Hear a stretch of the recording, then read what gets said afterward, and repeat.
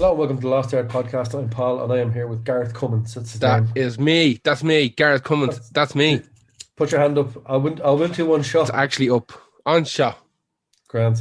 Today our podcast is entitled "It's Hard to Work With." People that are hard to work with. We initially wanted to go with one called a revolving door, and we figured that usually bands with revolving doors, 9 times out of 10, it's because of an arsehole member or a band Yeah. leader who's. So we decided to kind of combine both of them together. Yes. These are people who it's a little bit different to the Insufferable Fuckers Mm. play one we did because they were like people. A lot of them were just solo artists, didn't have to deal with people like Yeah. And it Van Morrison seems and to be stuff that like they're that. generally just mean.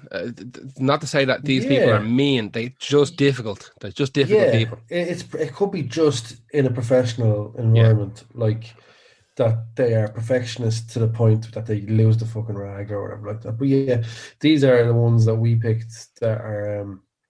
We're actually only doing four each today because the two of us are Yeah. dying. We're in bits. It's very, very tired. Very tired. But at the same time, the last few podcasts we've done have gone like 2 hours, so Mm. you're still getting the juice. The juice. So yeah, Jeez. these are I would say single artists, but there is in my case there was one where there's like two or three people in the band that were Yeah. hard to work One of with. mine So as well. yeah. So look, we'll get straight into it. Right. Who do you have first as someone that is notoriously hard to work with? My first one is Mariah Carey. Oh yeah, there's lots of stories there. There's millions of stories about how difficult she is. She's so incredibly difficult that nobody even knows what year she was born. Like she's given the dates 1969 and 1970, depending on what suits her. Like I think for the last 2 or 3 years she's been perpetually 49. You know what So I it's mean? definitely it's definitely 70 then. No, Uh, sorry, 68. More than likely. You wouldn't lie about being older in Yeah, the music exactly. industry. So So, like her date of birth has always changed. It's very hard to get like a pin stuck in yeah. what year she was actually born. Actually, I don't know anything about Mariah Carey. I'm not gonna lie to you. I know that Like Christmas song. yeah. I know that Uh, she obviously is a phenomenal singer, but I remember the first time I heard about her being a bit dodgy was around MTV interview. yeah, there's an So awful lot of that. I'll let you take Yeah, over that see, story if you like. she had like she's done so much stuff that like she kind of exploded out of nowhere. I think like her Yeah, it's like a Whitney Houston and Celine Dion thing. They got e- found and went, right, let's put all of our money into this exactly. art. Exactly. She's the first ever artist to have their first 5 singles hit #1 in the charts. You know, Wow. so when you're plucked from relative obscurity and every single song you dish out is a fucking banger, is a hit, is a number Yeah. one, What your kind of head's person? going to blow Because out. you're still learning how to be a person in your Exactly. teens and 20s. So if that is defining it, you don't have a Exactly. great chance to ever experience sort of humility and like, well, she probably did for years, but I'm saying like in your formative learning years, Yeah. that's not a great combo. Yeah. Exactly. Now, this song I picked is called Fantasy. And the reason I picked Fantasy, well, first of all, it's one of our big songs. But Yeah. the reason I picked it is that when she was giving birth to her twins, she made sure that there was a speaker set up in the hospital room that this song Fantasy could be played on repeat as her children were born. Like, Oh, so she's a bit mad. yeah, there's definitely a lot. Like, yeah, the list goes on of things that are just strange. Again, she doesn't seem to be. She's not. She's definitely bitchy, but I don't think she's a She is. terrible She can't. person. No, she's not. She's just a archetypal diva, Yeah, exactly. Like, and you need them in music, to be. absolutely. Like She is a diva, though. she went on Carpool Karaoke, which I'm on James Corbin or whatever his name is, and just refused to sing. Oh, Just refused to sing. good, Like good they for her. start 'Cause that like shows exactly tragedy. shocking. But like James is like, it is James, isn't it? James Corbin, that's his name. He's like, right, James we're gonna Corden, sing yeah. this song. She's like, no, I stayed up a little bit late last night, so I don't. I'm not gonna sing. I'll just you sing and I'll sit here. And he's like, Oh, no, deadly. we have to sing. She goes, no, let's just have a conversation instead. Let's just talk. And he's like, I no, but love it. the Like show, that's a shit move, but because I hate him and his yeah, garbage show, I love that. yeah, exactly. Now that was taken as a sign that there'd been a lot of yap over the last kind of 10, 15 years that her voice was on the way out. Like from album 2 onwards, people were like, that's not like, because the first album she was doing a lot of kind of mini Ripperton kind of whistle register stuff, you know. And from the second album on, she wasn't really doing that. And by the third album, her voice had definitely changed. She had this kind of husky, whispery type of thing going on. Right. And it's more, I just presumed that was because moving away to mid-90s, going for more R&B soul, kind of, the music was popular. There was definitely a move into that R&B style. But again, a lot of people are saying that she moved into that music so she wouldn't have to do the crazy stuff because she wasn't able to do it anymore. Right. Now, she spends an awful lot of time and effort trying to protect her voice. In her bedroom, she has 20 humidifiers, so she never dries out. 20 humidifiers. The walls in our bedroom have been specially designed to have a slope on them to let the condensation run down. She's a damp little yoke. She's a damp yoke, yeah. Like, the walls have to be sloped to let condensation run down into vents. You know what I mean? Oh my God. That's 20 humidifiers. Why not? Do it. I've got one. I've got one as well. I've got one. I don't really need it in the winter, and particularly in the summer, you kind of want it in those hot nights. But yeah, absolutely. Yeah, it's 20 of them. But she has all these mad rules, like you're not allowed to speak to her the day before a performance. Like, you are absolutely not allowed even like look at her the day before a performance. The day of the performance, she won't. She'll only communicate via like written notes and sign language. That's mad, isn't it? Jeez. So like, yeah.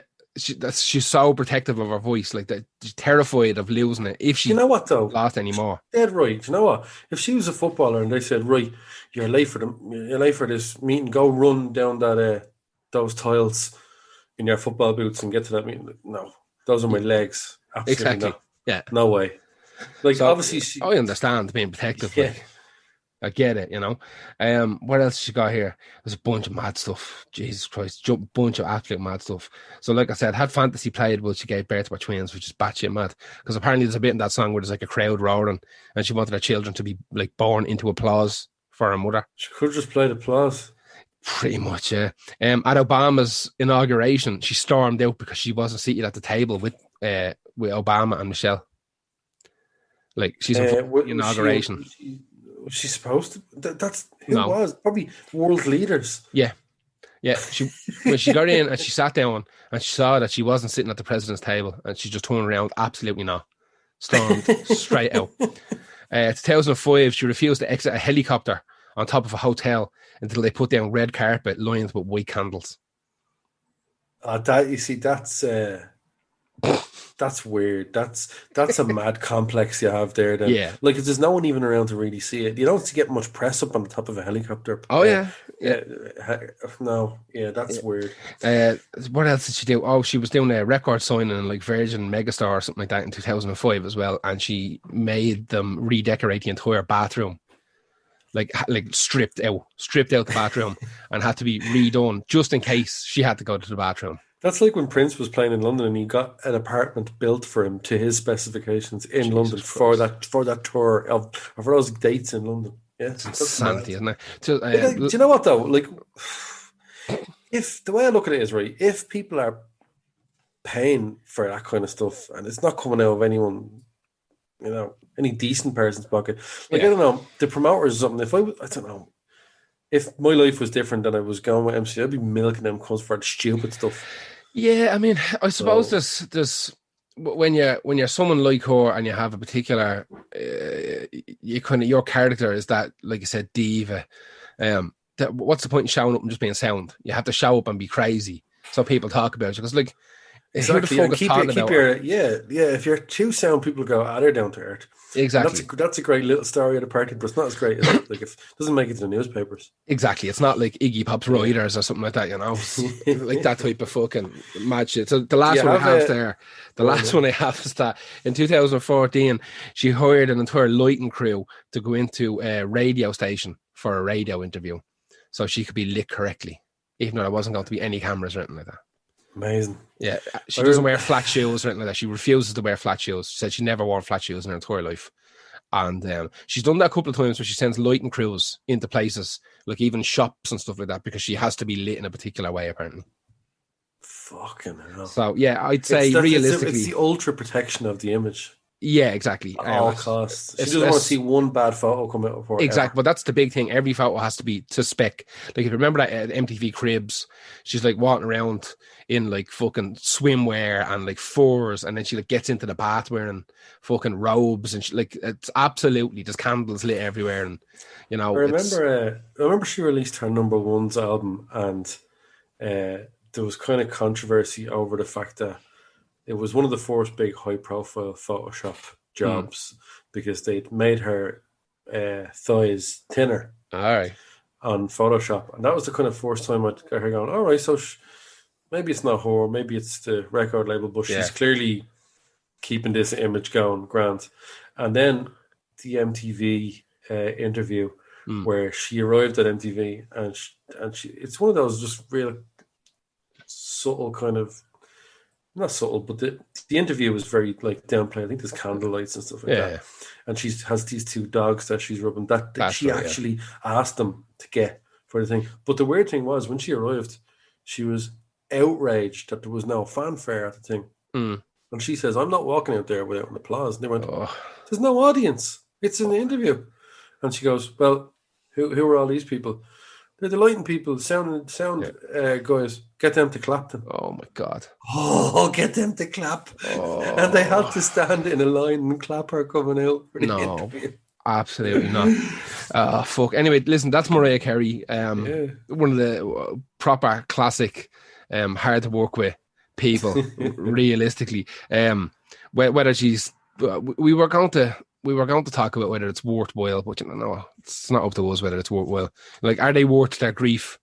It's not for us to say, really, is it? She's one of the top 10 female artists of all time, surely. Yeah. So, like, and it's no skin off my nose. The other people she fucks with, I've never had to work with her. I've never had to go get her coffee. I've never had to join her in a desk at a hotel. I don't know. So I've never had an experience with it. I do think the stories are funny. I do feel bad if anyone feels hard done by, but like, Jesus, I don't know, man. Like, the thing is, right, she gives art out, and it is art, whatever way you look at it. Yeah. So you have to get mentalers to do that. Like pretty much, yeah. I know there was a lot of rows over like songwriting and stuff like that. She kept sacking songwriters, and she wanted to keep her own toes, in there.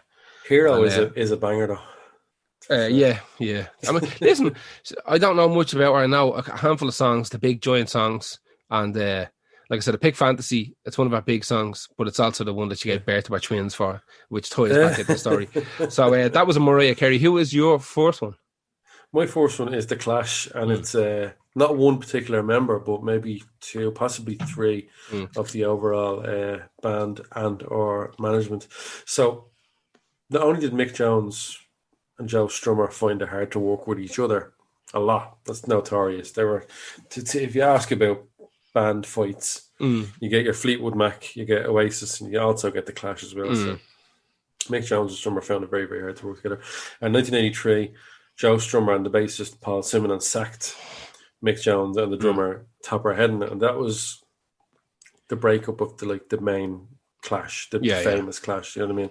That's half of the band gone. They brought in 3 new members and released what is considered to be one of the worst albums for a big band to ever released, which is Cut the Crap. Yeah. And after 2 years of being absolute cunts to the new lads, they released this album, and we'll get into that in a minute, what happened with that actual album itself. But so Terry Chimes joined up for the Combat Rock tour, I think. That was enough for him to go. Just doing the tour, absolutely not going into rehearsal rooms with any of you cunts or anything like that. I met Terry Chimes before, and he was all right. Did you? Yeah, he actually played in TH with another band, and he was an all right fella. Actually, it was like a super group. Everybody in the band, bar the singer. The singer was from some like Scandinavian, fucking garbage rock band, and he was a prick. Was he? He was up his own hall. Like all these lads, like Terry Chimes played for Black Sabbath and everything. Like everybody that's in the band was famous in punk or rock or metal circles, and the singer was an awful bollocks, and the rest of them are sound, 100% sound. No. Most drummers are sound, to be Yep. honest. Like, to be honest, Terry Jones we is a had decent drummer there as well. was there was uh, there was some people. I don't know who Terry Jones played with before. Well, presumably it would have been possibly Black Sabbath before this. So he was drafted in first. He just I don't know whether I think he said at the start, "I'm only doing the tour, not doing Yeah. anything after that." So obviously when that was over, they hired 23-year-old drumming prodigy P. Howard Yeah. and 24-year-old super talented guitarist Nick Shepherd. Um, he was, it's like bands that get cunty like this always go for young people who have no like voice, of their own voice yet. You know what I mean? Yeah, but You they're can get also a people who talented, grew up listen to them, have a bit exactly. of So hero worship going on. that's it. You get the hero worship. It's a bit like why Captain Beef happened with Captain Beefheart as well. For this whole band, got back together with a load of new kids. The kids can play possibly even better. Yeah, Just get savants, just get fucking exactly. prodigies, Yeah. and they shut up and they're happy to go around the country, happy to end up in Japan, having people screaming while they play, and that's an absolute alluring thing for them. Yeah. This is when Gregory Vincent White was brought in because the music was getting a bit more complex because Joe Strummer had notions about doing like a punk version of Peter Gabriel's fucking world music or whatever. I don't know. Like he has all the different styles and all that. That's no use to me, that kind of Clash music, to be honest. Yeah. Not really. So he was brought in because they needed a third guitarist for that kind of stuff because I think it was Nick Shepherd was like, I don't really do all this. I do punk. That's what I thought this was. Exactly. Yeah. You know what I mean? So the problem with Gregory White was his name was Gregory White, and the manager, Bernie Rhodes, and Joe Strummer were like, you can't be called that. Yeah. It's too middle class. And he was middle class. Yeah. He was middle class, so they called him Vince, and that's why he is now Vince White, and still goes by Vince White. Yeah. After 2 years of, like I said, absolutely intense rehearsals, where the lads were treated like shite by Strummer himself, but not as bad, not too bad. I couldn't find much about Paul Simonon being mean to them or anything. He seems just like just goes with it, I think. guy. Yeah. But the manager, Strummer is obviously an alcoholic and could have bouts of absolute. Like he used to just go on these big sermons about what the Clash was and what it meant. But like we don't have to know that. Just give us the songs and we'll play them. Can we play the songs? Yeah, exactly. The manager was a dickhead by all accounts. He was constantly fighting with Joe Strummer about how the songs should sound. And I don't know about you, but if I had a manager that was telling me how to write the songs, I'd be like, you go over there, bit further, bit further again, over again, out that door. See you there. But he used to pick on Greg Vince White for being middle class and constantly give him shit. And I remember reading about one time where Joe Strummer's dad had died, which made him spoil into being an absolute wreck, to be honest with you. And they were doing a gig, and I can't remember where it was. I think it might have been in America. And Vince White was like, can I get my amp up? It's really low. And the manager just lost at him and goes, he lost his dad and you can't hear your sound. Big fucking get over yourself. Just absolutely went on a tirade. And that's when I was like, right, it was my dream to join this. But all the three lads said it. It was our dream to join the Clash at the height of their fame. And it was a nightmare. Hell. Dealing with these people, there was just absolutely hell. It was constant fights between Strummer and Rhodes. They actually never really said much about Paul Simon. I couldn't find much about that. I was like, great, a bit of juice if he was a dickhead as well. But he didn't seem to be. This is the thing about the Cut the Crap album, right? They mostly, but by the time that was recorded, all the three new lads had contributed parts to it. Yeah, that were all wiped pretty much, or you couldn't hear them. A kind of Injustice for All job on them. But what was even worse is that lad P. Howard is a savage fucking drummer. He's with Queen Adrena now, I think, as well.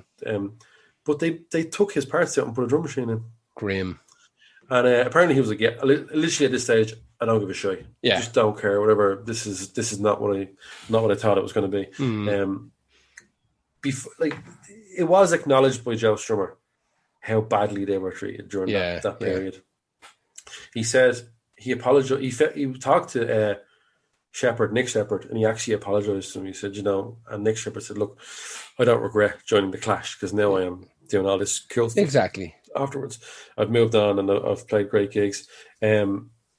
Joe Strummer said himself in an interview just before he died, he said, "I feel really, really bad for the three young lads because they came in and there was no chance of them succeeding in a way that would make them happy. Like a chemistry, the Yeah. chemistry was toxic, Yeah. and they came into that. So I would consider that to be quite difficult to work with if you come. Certainly. It's kind of like the Captain Beef. If you ever want, if people are know anything about Captain Beefheart, they might know that it's pretty much the same story. They got young lads in, and they were not treated well. Actually, they weren't treated as bad as the original band members. It's just some people like Joe Strummer is a great songwriter. It was a great songwriter, should I say? But because apparently by the end he was talking to Mick Jones about doing a proper about reforming. yeah. And like that within, like I think maybe 2-3 months before he died, they were talking about doing a big tour or something, you know, getting like a proper original, getting as many members of the original crew together to do a big world tour. And obviously, fucking, it never came about, like, you know, because that would have been one of the great kind of reform reunions. Yeah, exactly. Absolutely. Like, people would have gone mad for that. Because Strummer got to do his Mescalero stuff after, and some of that was really good. Yeah, that got really, really high. Like people, it was highly rated. People were kind of going mad over that. Like, really, I think I'm wearing right now. I'm wearing a Joe Strummer and the Mescaleros t-shirt right now. Actually, are you? Yeah. Bingo. Yeah. Yeah. There's an awful lot of stuff because he got to experiment with his kind of world music. That because the Clash were always considered. Some of it is great. Yeah, maybe. Oh, hang on, the Mescaleros. When he did it, that sort of worked because he didn't have to aim at the Clash people. The people in the band weren't going, "We're not playing Clash anymore." So that was a better option to do that. That's what he should have done from the start. Once the kind of like, I want to do this, that, and the other. I want to mix reggae with fucking African music or whatever. You know, that's not for the Clash. You know, the Clash. Yes, the Clash is 3-card trick fucking anthems, and it should be kept along those lines. You know. Not that like you can't experiment, but I don't think it worked really. There's loads of Clash that we talked about Clash before. There's loads of Clash that I love. I think they're maybe a bit overrated because they were kind of historically lauded, but there's loads of Clash stuff that's garbage. Loads of it, you know. It's probably 50-50. Like, I wouldn't say all of it. Like there's when he brought funk in, that was great. Yeah. Like I was mad into that, like the Magnificent Seven and stuff like that, and Rock the Casbah. Yeah. So I did like that. Yeah, but that doesn't even sound like Clash. Like it's just but I wasn't mad about a lot of kind of like reggae stuff. No. Well, then again, I don't really like reggae, so exactly they were obsessed with it. Yeah. That's the Clash, and it's a few culprits there. Yeah, specifically, you know, hard to work with. Mick Jones probably would have been hard to work with at some stage. Joe Strummer and especially Bernie Rhodes. So who's your next hard to work with? My next one is Dave Mustaine from Megadeth. Oh yeah, I mean, stories. Exactly. Yeah, there's plenty of stories. This is an unusual one. I love Megadeth. I loved them. Absolutely love Megadeth. Yeah, I love in particular. I love the first kind of 3 or 4 records, but there's definitely stuff after that that's good. But he's such a strange character. So for people that don't know, Dave Mustaine was originally in Metallica, and he was kicked out of Metallica before they could even record Kill 'Em All. So he actually traveled with the band all the way from Los Angeles to New York to record Kill 'Em All. And like the day before they were due to start recording, the lads had a little sub meeting and they were like, "Fuck this dude," and they just put him on a bus. It's like, "There's your gear. Here's a ticket for a Greyhound bus." After getting out of the car, essentially from driving all the way from LA to New York, they're like, "We can't do this anymore," because the lads were big garglers and like drugs and all this kind of shit. But Dave really liked gargle and drugs. Like, he was a bigger fan of it. Yeah, he would. I think there was one thing that started apparently like the souring of the relationship, in particular between James Hetfield and Dave Mustaine, was that they were at rehearsals in LA one day, and Dave Mustaine brought along his dog to rehearsals. Yeah. And the dog jumped up on someone's car. He was saying aloud to everybody, jumped up on someone's car or something like that. And Dave Mustaine started shouting at the dog that he was going to scratch the paintwork, and went over and kicked the dog. Yeah. So Dave Mustaine knocked the bollocks out of James Hetfield for kicking his dog. Oh, James Hetfield kicked the dog? Yeah. So Hetfield kicked Mustaine's dog. So Mustaine went fucking mad and knocked the bollocks out with Hetfield. Yeah. Because, like, well, for some reason, when you think of James Hetfield, kind of now you think of this big, he's a big lump of a cunt, like, you know. But when you go back and look at the early days, it's a little Oh, yeah. He little fucking, was. little string Stringy bean. fucker. Yeah, exactly. So that was one of the things that started that relationship being a bit ropey, and the fact that, like, he was mad into Gargle, he was always drunk, but he could play his whole off, and the lads were reliant upon him for loads of riffs. And the fact that, like, he playing live, he was great, all this kind of shit. But they were like, the boys were, you know, we like a few points and all this kind of stuff, but like this fella, well, you drink the same amount as us combined. So. Yeah, I think that was kind of the problem. So he co-wrote 4 of the songs from Kill 'Em All. He done 2 songs for Ride the Lightning, and he said he's also alleged. Oh, I didn't know that. I didn't know he did 2 songs for Ride the Lightning. 2 songs from Ride the Lightning, yeah, and he's alleged that he wrote Leper Messiah off Master of Puppets as well. He said that was one of his tracks. I don't see him lying about that. Either way, I don't think he's a liar. I don't think he's a liar at all. Yeah, I think he might just have forgotten loads of stuff. You know what I mean? So yeah, he said he wrote that off Master of Puppets. But like drug and alcohol problems, like for a long time. He showed the video shoots, like goofing off on heroin and stuff like that, and ruined the entire video shoot. And there was he the only one that did heroin in that band? Possibly. I never heard of the rest of the lads doing it, and I doubt Lars Ulrich even ever had a beer. To be honest with you, has a hot tea, you know. Yeah. So like I said, when he gets kicked out, he decides he's going to start a new band. So here's something I didn't know either. The original incarnation of Megadeth, before it was even called Megadeth, because apparently it was a song he had written, was called Megadeth, and whatever he was going to call the band, the first person that joined the band with him was Kerry King. Right, I think I remember hearing about that. Yeah, Kerry King played a couple of live gigs at the very, very start before they even recorded it. I don't even know if Kerry King is a particularly great guitarist. I know that he's very technically proficient. But anytime he plays, I'm like, that's just a jumble of fucking notes. Yeah, what's that all about? Yeah, I don't. Not for me. So in the early 2000s, Dave Mustaine goes out and becomes a Christian. And he goes out and becomes a Christian. Now, he had also given interviews in like the late 80s and 90s that were bit ropey. Really? Bit ropey. What was he on? What was he saying? He was saying like they need to. He's talking about shit that's kind of still people are still talking about now. Like 1988, he said that he wanted to get involved with building a wall along the Mexican border. Oh no! To stop immigrants coming in. Doesn't support gay marriage. Gives out about Judas Priest for like overtly homosexual images. He got in trouble. That's the only good thing about Judas Priest. Yeah. He's given quotes out saying that the Bible. This is even before he went full Christian. He was like the Bible doesn't agree with homosexuality. So I'm just going to avoid it and dissuade anybody from doing that. The Bible's stupid though.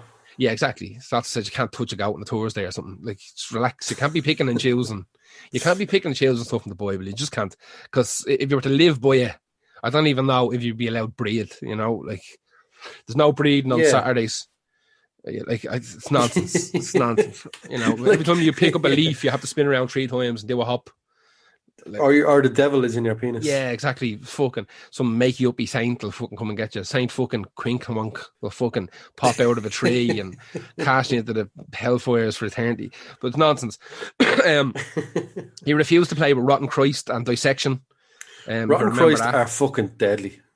I had a big fight with the singer from Rotten Christ that gig years ago. Did you? Yeah, he was roadieing for Napalm Death, and we were playing with Napalm Death, and he was running their merch stall.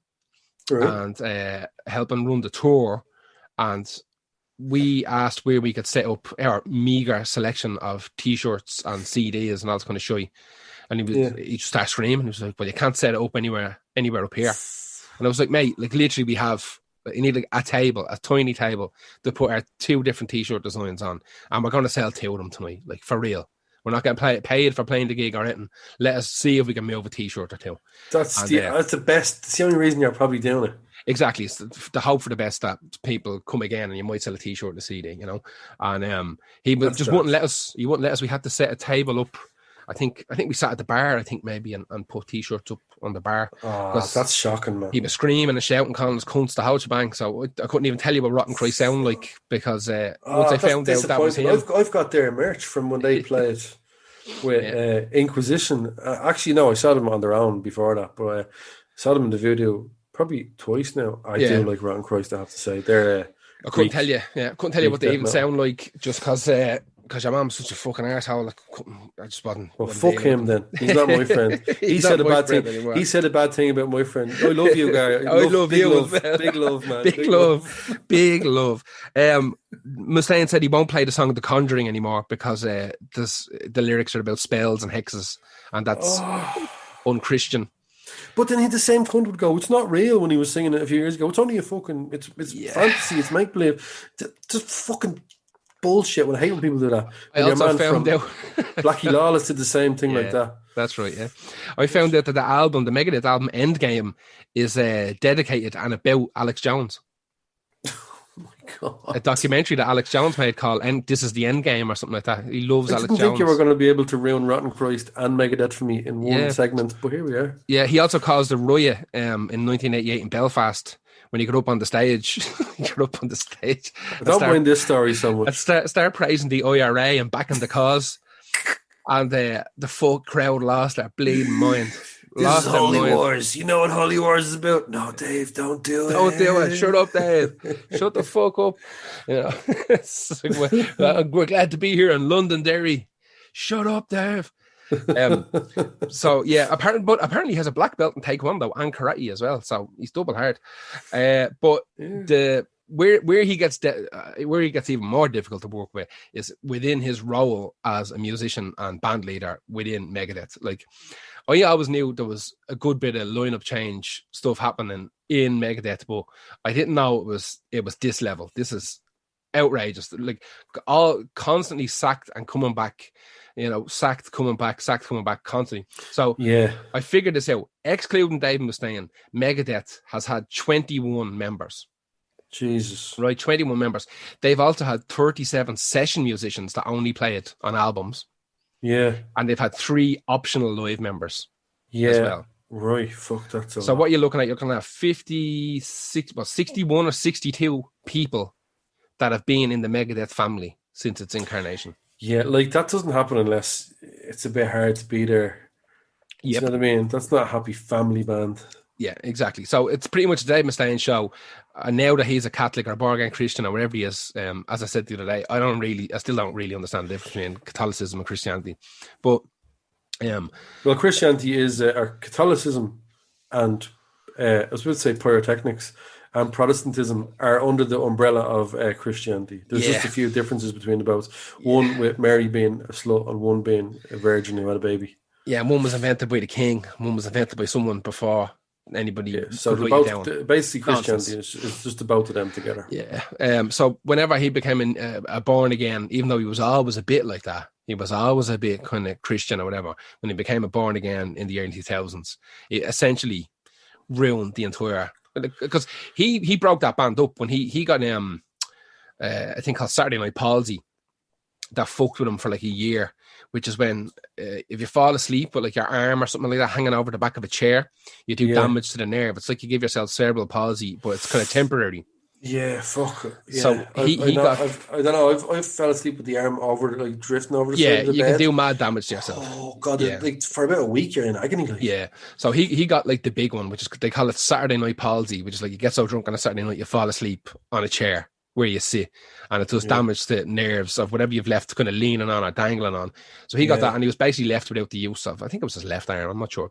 That he was left without the use of his arm. So he just broke up the band. He was like, fuck this, I'm done. And a lot of the guys like Ellefson and all the kind of famous that when I think of Megadeth, I think of that kind of countdown to extinction area. That's for me. That's my Megadeth. That's what I think of.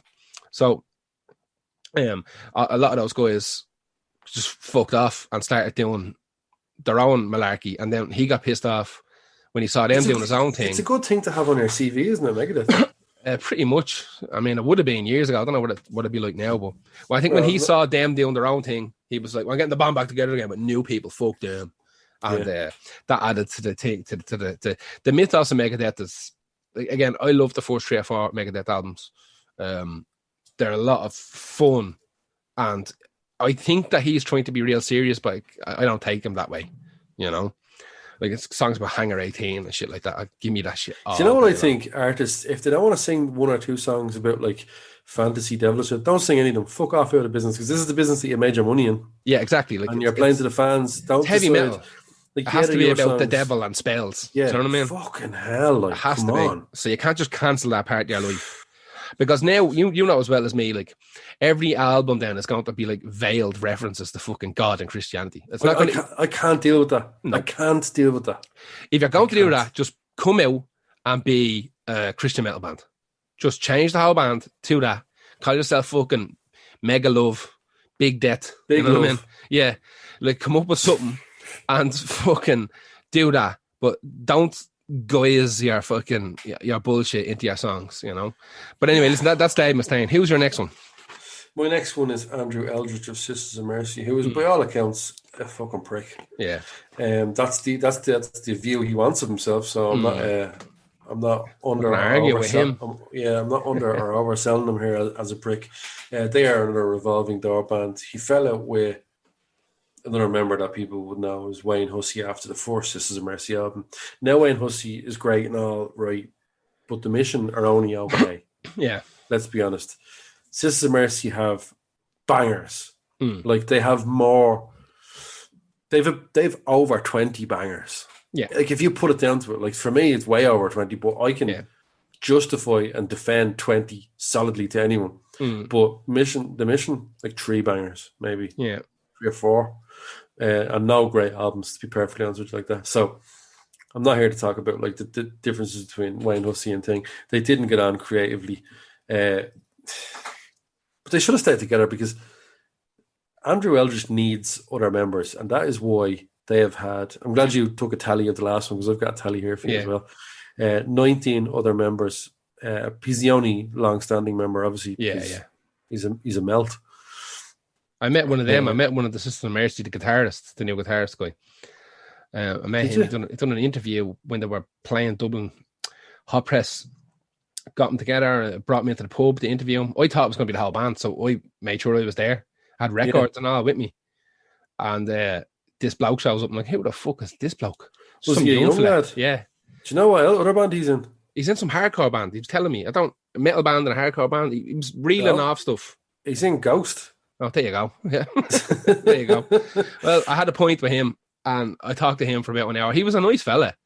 It's Ben. I think Ben, he seems like just such a lovely dude. In any interview you ever see with him, I saw Sister Mercy live, and he was there. He's a great guitarist. I thought they were garbage live because they didn't have any female backing vocals and didn't have any saxophone. Yeah, and that's bullshit for a start. They covered the stage and smoked for the whole thing to the point where you couldn't see anything but smoke. I remember that. So it was just like you can't really get into a gig if all you can see is like so much smoke. Like, cover the stage and smoke. Like, when you say cover it, so you can just see like 3 silhouettes. Yeah. No, I want to just see just grey. It's just grey. The whole the fact we wouldn't pay for the rest of the members of the band to come along, and you could barely hear the keyboards on the backing tracks because they weren't being played live. I don't think anyway, because he's a scabby bastard. Like, to be honest with you, I do have a lot of time for him, and I do have a lot of time for Sister Mercy and the work he put in. But he needs other people. So the first album, you had Wayne Hussey obviously co-writing it with him. In the second album, you had Jim Steinman of Meatloaf Songs fame helping him out with it. He's never on his own. He does need people like that. Yeah. But I think one of the things that annoyed me is the whole Patricia Morrison thing. She is the iconic other side, the visual side that people know of Sisters of Mercy. Yes. Especially Floodlands. It's just him and her on the front of it. And she is incredible. Like, she's super iconic. She's up there with like Susie Sue, Morticia Adams, and like Elvira as the goth mothers. Yeah. Do you know what I mean? Like, goth mothers, you love that word. That's another word for witches and stuff. That you my love. favorite. So yeah, and it's not really known how much of a contribution she made to the stuff. I don't think she even ended up as the bassist on the songs on Really? Floodlands, or how much, if not, or what of the singing. You'll never really know. Yeah, Really, yeah, to be perfectly honest with you, like that. But the thing that annoys me is he probably didn't apparently didn't pay her properly, and that kind of shit annoys me. We're yeah. about being a miserable bastard. Don't be a Don't be a toy cunt. miserable bastard with Yeah, money. Yeah. yeah. So that's he picked her up when he was angry about like other band members leaving. Goes, you're in. Come on, you're in. And she's like there, and then it's like, no, you're out now. I'm not paying you. Like that. Yeah. Awful, isn't it? Every interview I see with him is sort of this facade that he's putting on. Like he hates goth music, doesn't like the idea of being a goth band. He's into the Cult and the Cure, or not the Cure, fucking Rolling Stones and Bowie and stuff like that. That's the obvious ones like that. You would think someone of his age, growing up in England, would be into, but he has the whole tortured genius thing going on. It's a lot For a going band, on. like, it's 19 members for a band with 3 albums. Yeah, And he hasn't made an album in, what, 40 years or something like that? yeah. No, He's one of 30 them, years. isn't he? 30 years. He hasn't had an Yeah. album in 30 years. Vision Thing was the last one. Vision Thing only has a few. It's decent. I actually like it. But Detonation Boulevard is on it, and that's a shite song. And I don't care. I'm a Sisters of Mercy fan. Yeah. And I'll tell people I fucking hate that song. It's a stupid song. Yeah, there you go. Miserable prick. Andrew Eldridge, hard to work with because of 19 members, and again, another person who hires young people at a discounted price for naivety. Who's your next one? My next one is a fellow we talk about an awful lot, and it's Kanye West. He apparently is very difficult to just even be around. Yeah, apparently just if you're not like within his kind of current inner circle, he won't even look at you. So Kanye starts off as a beat maker for Rockefeller. So essentially, this is a complicated kind of route to fame for Kanye, which I believe might be the basis of his a lot of his troubles. Is that he's brought into Rockefeller because he was doing a lot of kind of mixtape stuff, and he was known for a particular sound. Used to do what they call the chipmunk music, which would be the take a sample and speed it up to get that kind of effect for choruses and stuff like that. And that was real hot for a while. So he gets brought into Rockefeller and he starts working with like Jay-Z and a lot of other artists, and he ends up producing loads of like these big songs for Jay-Z. Like there's a good argument to be made that Jay-Z would never have been as big if it wasn't for Kanye. But it's hard to know, because he had the rap skills, obviously. He's a great rapper. I don't particularly like Jay-Z, but I can tell, one of these rappers where you go, "Whoa, he's amazing." But he's not my thing. Talent is undeniable, but like, it might not be for everybody. But Kanye apparently from the get-go was like, "Listen, I want to put out my own record. Like I can rap as well." And everyone's like, "Shut up, Billy, get back in there and make more chipmunk songs." Yeah, exactly. So he's at Rockefeller all the time. Like, please let me do like an album, and he keeps like. He's recording stuff himself and giving it to them. They're not even listening to it. Like they're just like, just go back into the fucking dungeon and keep pumping out these bangers. Like, we've no interest in you as an artist. Like, you're a producer for Rockefeller, for Jay-Z in particular. Like, this is what you do. Yeah. So eventually he manages to kind of work his way into, he angles his way into kind of releasing his album. He does College Dropout for Def Jam. And that's it. Bang. Kanye has arrived then. Everybody starts paying attention. Eventually he goes back and he does the album that we always talk about, Watch the Throne, with Jay-Z. That was kind of Jay-Z's way of making up to him for ignoring him for so long. Yeah, so he tried to keep him just as a producer. He didn't want to be have to be like fighting with him on the marketplace. Exactly. Like there's footage, like, because like Rockefeller were known for always having cameras and stuff like that around. They wanted to record everything. So it's like you can go and find footage on even YouTube of like them in the studio, and Kanye is sitting at the desk or whatever, or sitting in front of a laptop making beats, and he turns around and he goes, "I mean, my joint's out next year," and the rest of the lads are looking at each other like, like, God bless you. Exactly, So like he does eventually do it, and Jesus Christ, does he do it? Like, but he spent a long time trying to get his own stuff off the ground. He denies that he's bipolar. But insists. He said he was. Yeah, he wrote an album, said he was, but he denies that he's bipolar. He said he's being. Said that they basically just because he's kind of hyperactive and he goes a mile a minute. They kind of they gave him drugs to kind of calm him down, but that made his kind of creative process slow down, and he doesn't like that. But he insists that he's Moses reborn as well. Yeah, he's like, I swear to God, man, he's the Sinead O'Connor of rap. Yeah. Like I I listened to that interview we done with Rogan just to see if he could even have a conversation with another human. I couldn't do it. What I found out is he can't really. Like he doesn't have it in him to just have a conversation. He goes he starts off 1,000 well, miles doesn't an he? hour. He starts off normal. Yeah, the first hour or so of it, he's like, you can see him restraining himself. Yeah, it's the same with the Letterman interview, but then the fucking madness takes over. Yeah, it just he ends up just going off. Like big sermon he has to give them. Yeah, and he does it. He's doing his best to not like everything because his new obsession's God.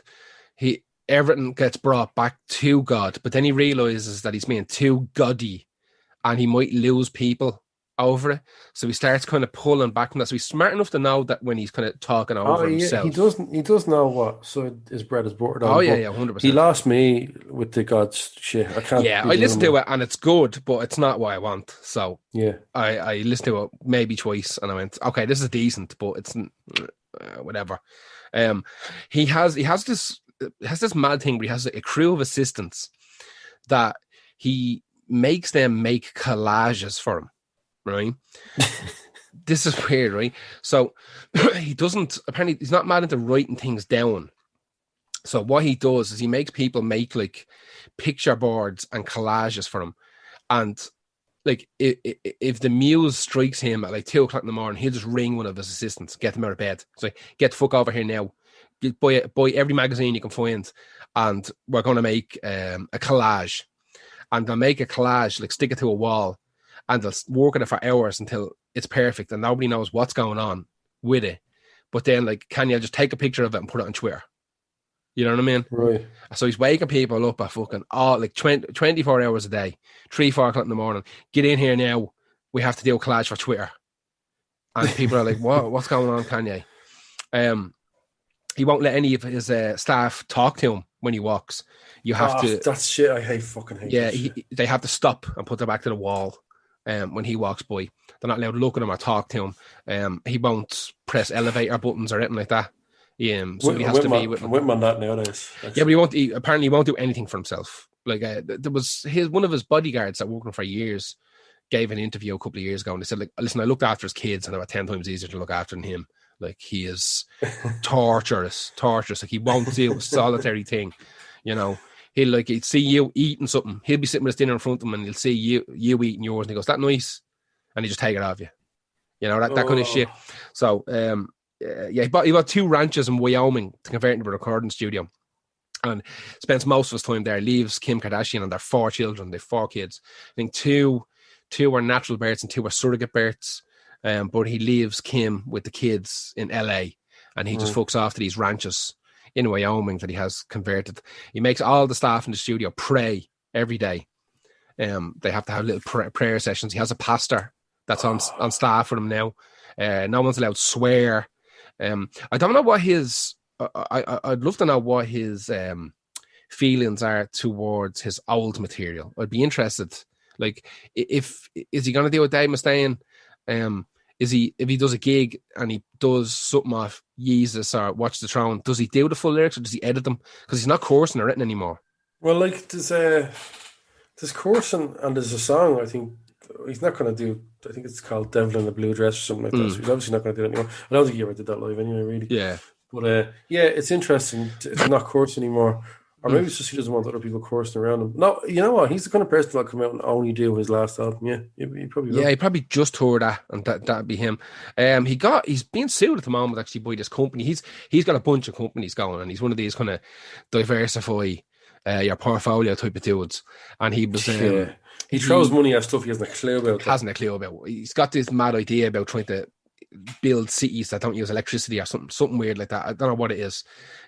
He's got something against solar power, I can't Does remember. he? Yeah. Yeah, something weird like that. He's got like something that is like absolutely going to be the norm within the next 50 years. He's like, no, I don't like it because it's weakening the sun or something.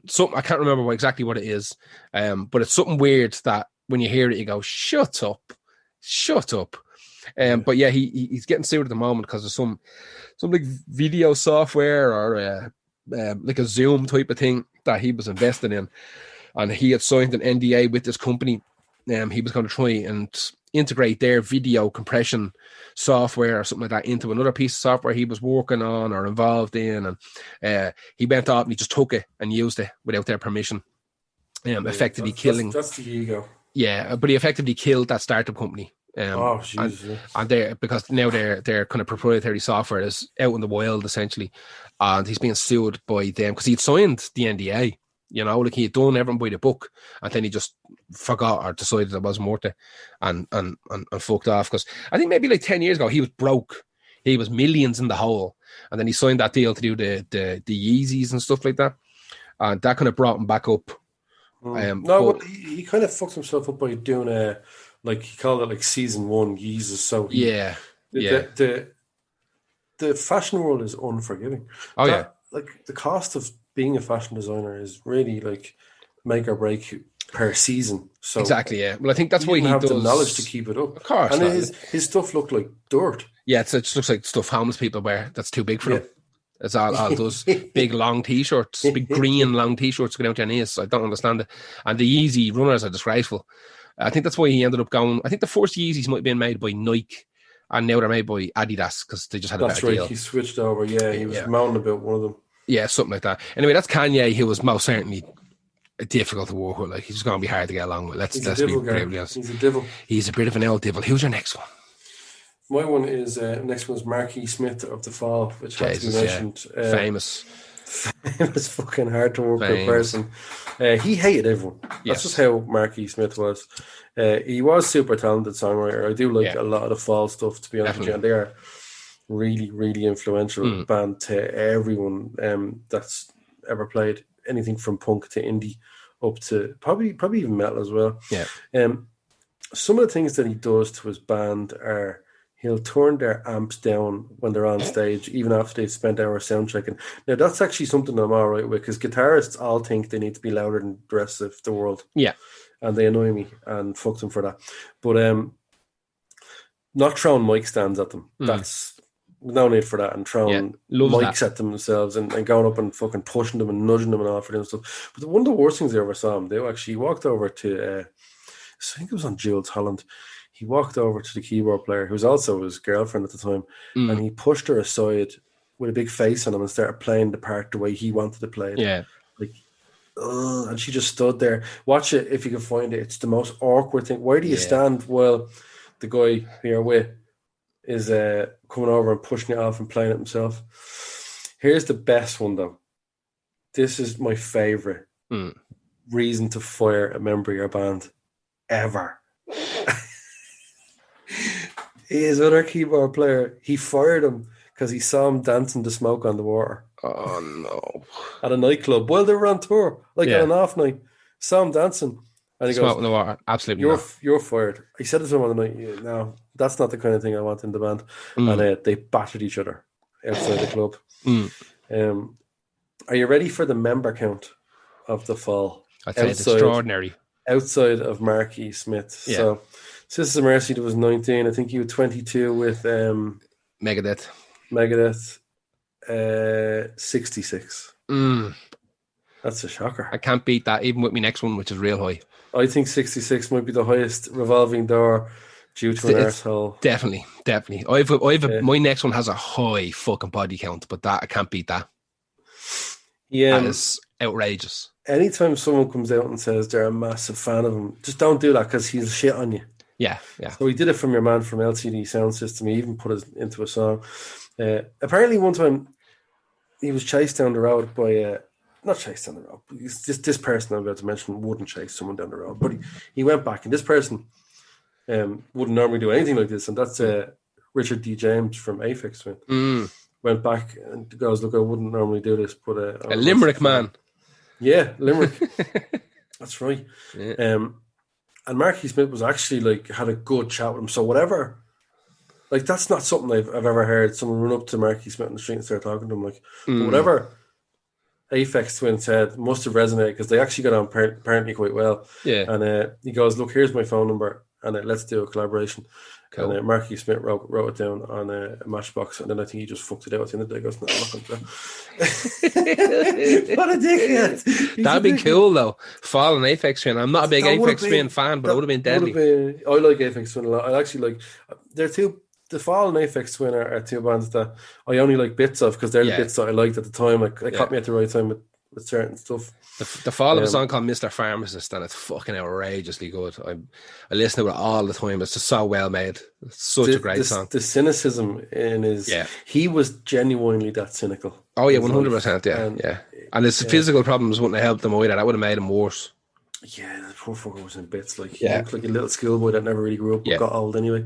He died a couple of years ago, but the Fall Benjamin do, Button job he was. yeah, the Fall When you think do of it, yeah, remain the most legendary, like one of the most legendary punk bands of all yeah, time, yeah. influencing anyone. And just don't mention, well, you shouldn't have mentioned in the past if you liked him or not, because he'll go after you. Yeah, exactly. He doesn't like it. He does not like it. I like the Fall. Like, give them a listen if you don't listen. If you Yeah, haven't Fall are heard them fun. much before. They're like punk, but they're new wave and they're experimental and they're everything Yeah, at once. Like they're great. it's like right? Let's say in Silent Hill when you go through into the bad place, Yeah, the bad Silent Hill. Like, so if you're at a Talking Heads gig and you do that, you'll end up at a Fall gig. yeah, yeah. Very The much so. evil, Yeah. the evil version of Talking Heads. The mirror, the evil twin. Yeah, I was Yeah. talking. So if you went to the bathroom and came out all Silent Hill, I'm so tired right now. I can't remember what the name of the Silent Hill area is. Like the I fucking don't other, remember either. the upside down, Dying the as well. Stranger Things thing. Yeah. Dying. I'm so tired. I'm so tired.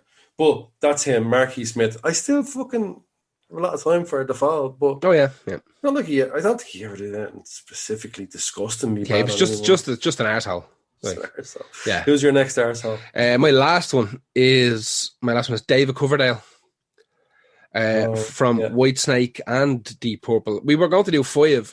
My other one was going to be someone else from Deep Purple, and I didn't bother me whole doing it. Richie Blackmore. Yeah, I Yeah. said to you, so let's not do it. Let's do just 4.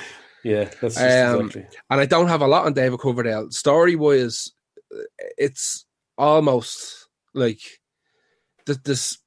All the stories are with David Coverdale are simply that he was just extraordinarily demanding of every single person that he played with, to the point where nobody wanted to play with him anymore, and people just kept leaving. And I think he might have kept like a bassist or something around on half of his stuff.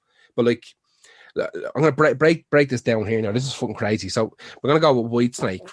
So because he was in Deep Purple, he's only in Deep Purple for. I've even done a couple of albums with Deep Purple with them. Now, Deep Purple had kind of a little bit of a revolving door. They were difficult because of Richie Blackmore, and they had a couple of swap overs. So Deep Purple had 13 members all in all. By the time from beginning to end, 13 members went through the doors of Deep Purple. In Whitesnake ate through 41 members. Oof. 41 members. Mercenaries, just getting mercenaries. Yeah, and they do an album, or they do half an album, or they do 2 songs, or they do half a tour, and they just have a row with Coverdale, and that'd be the end of it. Gone out the door. He done a couple of solo albums. He ate through 11 members in his solo albums. Then he done the Coverdale Jimmy Page thing. So you got David Coverdale Jimmy Page combination. Yeah. That only lasts for 2 years. I think they ate through 7 or 8 members themselves. So if you do the maths roughly on it and don't count, because some of the people that played with him in Whitesnake played with him on the solos and all this kind of shit. So in his projects, he has had 58 separate musicians that played with him over his projects. And before he was drafted, this is bad, before he joined Deep Purple, he was like a car salesman or something. He was a salesman and just messed around with kind of pub rock and blues and shit like that. And then all of a sudden he's in Deep Purple and he learned how to be an arsehole of Richie.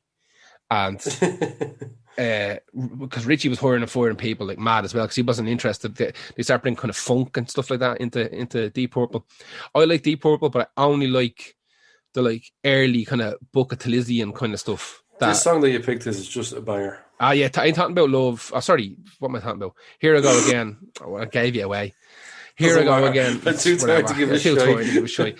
Here I Go Again by Whitesnake is a killer song. And loads of the Whitesnake stuff actually really good. Like it's they were lumped into that kind of cock rock thing, and they definitely had a bit of that going on, but there was more. I think they had more of a kind of Guns N' Roses. He did a little bit more of a serious vibe to them than someone like maybe Motley Crue or something. Because coming from that Deep Purple background, it was particularly serious music. They definitely brought a little bit of that mysticism with them, you know. And like you think about like when I don't think of any crossover between Whitesnake and Deep Purple. For me, Deep Purple are like ancient, like Black Sabbath fucking era of kind of heavy music, and Whitesnake to me are like a late 70s, early 80s band. So for some, and there's a definite crossover because it's the same fucking bloke that was in the two of them, but they're so different from each other. Like Whitesnake is that big hair, spandex, but like a little bit dangerous, and Deep Purple were eating mushrooms and praying to druids. It is just much more leaning towards Black Sabbath and leaning much further away from Bon Jovi. Yeah. Yes, exactly. Listen, David Coverdale, like I said, all in all, 58 musicians, 58 separate musicians. But if you do the body count, you're looking at, let's do it here. Let's do the maths. 41 plus 13, you're looking at 54 plus 11, you're looking at 66 plus that, you're looking at 6. You're probably all in all looking at about 60 to 70, 65 to 70 different musicians that he's turfed out. Jesus. That's fucking insanity. Now, to be fair to some of these artists we've picked, they've gone through all these people. Some of those could have been dickheads and 100%. And again, for work, that's over 4 projects. That's over 4 different projects. That way, it doesn't come anywhere near the Falls record because that's split over 4 different projects. But there's definitely, if you think about, like, there's no smoke without fire. So David Coverdale is obviously a pound of bollocks to work with. But like, if you even say that 20% of the people that work for him in those bands or played with him in those bands were a pound of bollocks as well, there's still a massive amount of people that he was just like, you played that chord twice wrong now on this tour, and I'm not having it anymore. I'm going to bring someone else in. Yeah. You know, out you go, fucking stick it up your hole. But listen, that's David Coverdale from England. For some reason as well, I don't know why, I absolutely thought Whitesnake were American. I did for years until I said it in some conversation, and they were like, "No, they're English." Yeah, 100. I knew Deep Purple. Deep Purple were English, but I thought like Dave Coverdale was an American. So yeah, I get you. Like I did, and then I was reading this there the other day, and I was like, "No fucking way." All right, okay, because again, I like Deep Purple, like really early Deep Purple, Book of Elysium style, fucking Deep Purple. I'm not mad in the later stuff, and Whitesnake have a lot of bangers, but I'd buy a single. I'd buy a 7-inch of the songs. There is a few absolutely outrageously good songs. I'm not even super mad about Here I Go Again on my own, but I do like Is This Love, and like I'm so tired. The other good songs, all the songs, all the other good songs that people tend to like. Songs by Whitesnake. Lovely songs. Songs. I'm trying to cheat by opening up Spotify in front of me and it's bringing me to an album. I can't even cheat. Honest to God, I can't even cheat. Oh, here we go. Is This Love? Here I go again. Still of the Night. That's the one I could. That's Still of the Night. Still of the Night. Still of the Night. That's. Here I Go Again. They've got 3 different versions of it in the top 5. There's a 2018 remaster, a 2011 remaster, and a radio mix. Oh, interesting. Anyway, that's David Coverdale. Who was your last one? My last one is. God, I shouldn't be picking these people because they only died. Like Marky Smith only died a couple of years ago. Maybe just giving them the death touch, man. So I picked Eddie Van Halen, which, like, although I like him and wasn't supposed to be a bad dude, was particularly hard to work with. Apparently, like very hard. Yeah. So if you were in Van Halen, but you weren't a Van Halen, because it was him and Alex, wasn't it? yeah, the chances are you're going to have a bad time. And now it's Wolfgang as well. Yeah, that's right. You know, his son. Um, you're going to have a bad time at some stage. You're going to be talked down to a lot. You're Yeah, going to get paid a lot less, and you'll have to deal with some real bullshit. So David Lee Roth gets an awful lot of shit, but Eddie Van Halen never did. From the world, they all people knew he was a bit difficult, but they but went like after him. they Like, went after David Lee yeah, Roth and they went after Hagar and stuff like that. But yeah. Eddie Van Halen always came out looking pretty good, and like I think that slowly over the years it was revealed that he could be a bit fucking arsehole Oh yeah, himself. Alex not Saint either himself, to be perfectly honest with yeah. you. I remember reading about Alex Van Halen wouldn't let his ex-wife use her surname, like the Van Halen surname, to start any businesses. Like she couldn't have a business card with her name on it. Really, she had to use her maiden name. Yeah, I'm not sure how I feel about that one now at all. That's Yeah, a that's not bit great. I that mean, that's seems her name mean. now, and if she took the name, That's that's her her fucking name. name. Yeah, yeah, that's Mm, mental. I mean, mm. yeah, Don't know about that yeah. now. It's not like I don't know. It's not like she started running like illegal drug smuggling operations. Although you wouldn't really name your company, would you? Doing that, No. if you want drug Secret smugglers, please Drug come Co. to Limited. yeah, Eliza Van Halen. Uh, like I said, paying people considerably less than Mm. the songwriters, which again, I don't know how I feel about. I think it's easier just to get the best person you know for the job and pay them as much as pay them enough to make it hurt a little. Yeah. Then that's when you know you're paying Mm. them probably the right amount. Yeah. Just when you feel the pinch, if you're happy about what you're paying someone that's deadly, then you're probably riding them. Probably, yeah. If you're So paying someone enough, you have to when it's wages time, you have to go fucking hell. yeah, All if right. they're that important to you, yeah. Yeah. So pushing members out to get less talented members Mm. in of your own family on the bass. That happened with Michael Anthony, the bassist. He pushed him out to let Wolfgang on, who the Mm. fans went, no, Michael Anthony's a lot better. Then, of course, because of that, Van Halen comes out and shits all over Michael Anthony for years. Yeah. And I'm not going to get into the lawsuits because there's so many with Van Halen. Yeah. Like, Yeah. it's Roth, Hagar, anyone fucking who was in Van Halen saying even, I was in Van Halen, sued, Yeah. dead, get out of here. I don't, like, I'm not obviously speaking ill of the dead. Like, it doesn't ever, there's nothing ever there saying he was a scumbag. Like, Yeah. Yeah. he wasn't. It's just, this is just about difficult to work with. And like Mm. you said at the very start, that doesn't mean they're bad. Mm. This is just the way they work. Like, there's so many people that are incredible at their jobs because they're bullish. And now, obviously, I don't mean like abusing people, but getting shit done and shouting at dilly dalliers and stuff, whatever. I don't know what falls down to people getting a Yeah. bad name. He doesn't necessarily have a bad name. It's just like, oh yeah, you're not. If you're not a Van Halen, you're not a Van Halen. And Exactly. Yeah. Because I remember when David Lee Roth left, they started a smear campaign, like a yeah, fucking smear campaign, where he had to give like press interviews saying like, I don't know where all this is coming from. Like, it just wasn't working out. I left. They're they're going to do their own thing. I'm that going to seems do to my be own a thing. common thread with thing as well. Like, Jesus, my fucking brain. The With bass player, Sammy. Oh, Michael Anthony, yeah, and yeah. Sammy, they actually chilled out because they were like, well, they're in a position where they can't say anything bad about Eddie Van Halen because the Yes, Van Halen fans will turn a little bit as well. exactly. But it seems to be, yeah, like you just said, all one-way traffic. Yeah, 100%. Because I know, like, when they done the thing, when Sammy joined, like, they had 4 number 1 albums with him and a ton of hit singles and videos and live albums. Like, they were killing it. But apparently, like, Eddie and Sammy start kind of butting heads around 1995 when they were recording Balance, the album Balance. They just couldn't. They'd worked really, really well before that. And for some reason, when it came time to record this album, write for this album, they just were banging heads. They couldn't agree on anything. And it was like, I think Sammy Hagar said, if I said black, he'd say white. It was like he was just being petty almost, like to the point where they just couldn't.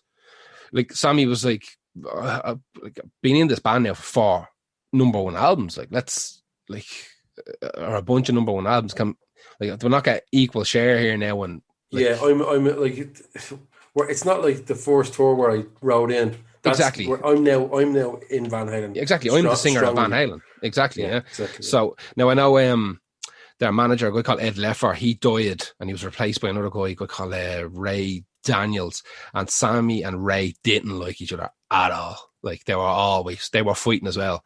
But I think Ray Daniels, the new manager, might have been a mate of Eddie Van Halen's as well, like a personal mate. And so there was just grief. And apparently after the tour, after that album Balance, after the tour, Sammy was like, he was only after having a baby, and he was like, I want to take a couple of months off just to hang out with my baby. Is that all right? And the lads said no. And Eddie and Alex just went straight into the studio to record, because we're like, we need money. And Sammy Hagar's like, we have a load of number one albums. Like, what are you doing with your fucking money, lads? Like, you should have money. I want to take time off to go hang out with my kid. And apparently it just turned into a big clusterfuck. And they had a conversation one night. They rang each other. Eddie rang Sammy because Sammy had some contractual obligation to his old record label to put out an album. So they decided they were just going to do like the best of Sammy Hagar. Yeah. And apparently Van Halen wanted to do that as well. And Sammy didn't want to do it. Sammy was like, let's not, because that's going to be weird, because you've had two singers. Like, the best, can we not just hang on for a little bit, and maybe we'll be able to do like a volume 1 and volume 2 or something like that, and we can record some new songs for the best of as well, just to give them an extra push over the edge. And Eddie was like, no, we're going to do the best of like real soon, with or without you. And Sammy said, I want to go back to being a solo artist. I don't want to do this anymore. I don't want to be in the band. So they just walked, and apparently when they hung up, this is what Sammy Hagar gave an interview, and he said, as soon as they were finished on the phone and Sammy was saying, I'm out, Eddie just gets in his car and drives over to David Lee Roth's house and gives him his job back, offers him his job back. Like, there and then. That's the kind of thing that Andrew Eldritch does as well. They want that person to wake up the next day to headlines in their face, and phone calls. They want to just not have to say another word to them. They want to hurt them externally with this stuff. And it's I know people like that, man. Yeah, it's scary. Exactly. Oh yeah. But apparently the two, in power. Eddie and Sammy just didn't talk to each other for years and years. Now apparently they made up before Eddie died, but they had a fairly extensive feud for a long time, you know.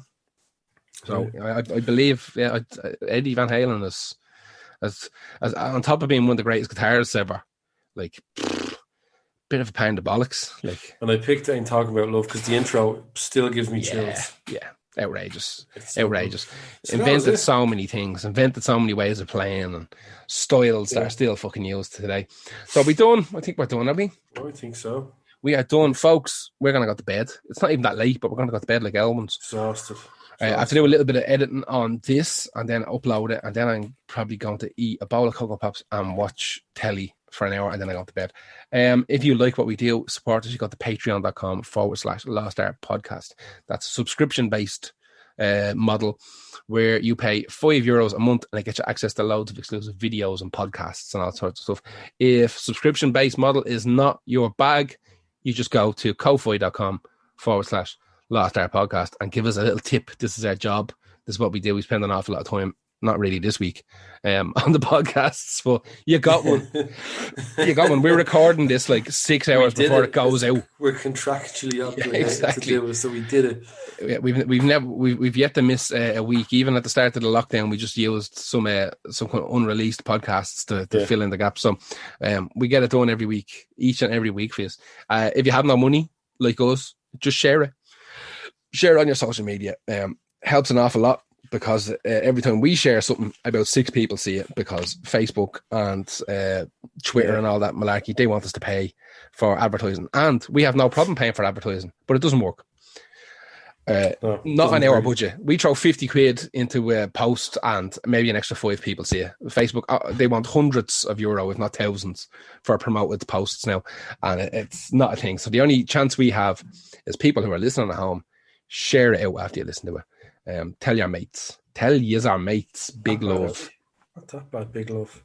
Yeah, big love. That's us. See us later. See us next week, and see us in 2 weeks for another live show. But next Monday we're back with a fresh podcast. Take it easy. Night.